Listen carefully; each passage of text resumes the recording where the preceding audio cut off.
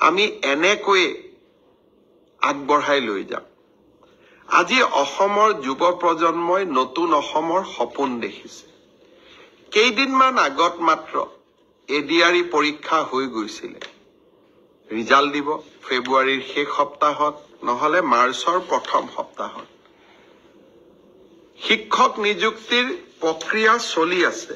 ৫,৫০০ শিক্ষক নিযুক্তিৰ প্ৰক্ৰিয়া চলি আছে।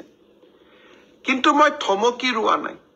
৫,৫০০ নিযুক্তিৰ প্ৰক্ৰিয়া চলি থকাৰ সময়তে নতুনকৈ আকৌ ৪,৫০০ পদৰ আমি বিজ্ঞাপন দিলো। এটা এডিআৰই পৰীক্ষাৰ ফলাফল দিম আৰু লগে লগে নতুন পদৰো আমি বিজ্ঞাপন মুকলি কৰি দিম। আশা স্তব্ধ হ'ব নোৱাৰে। আমাৰ সপোনবিলাকক আমি পম খেদি থাকিম।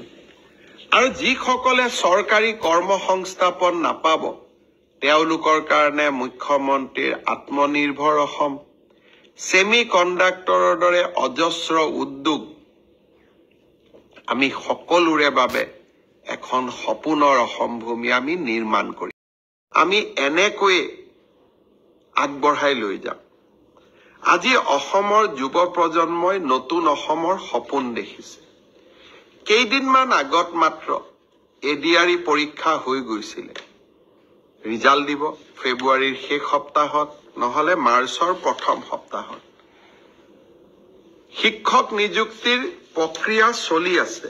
৫,৫০০ শিক্ষক নিযুক্তিৰ প্ৰক্ৰিয়া চলি আছে। কিন্তু মই থমকি ৰোৱা নাই।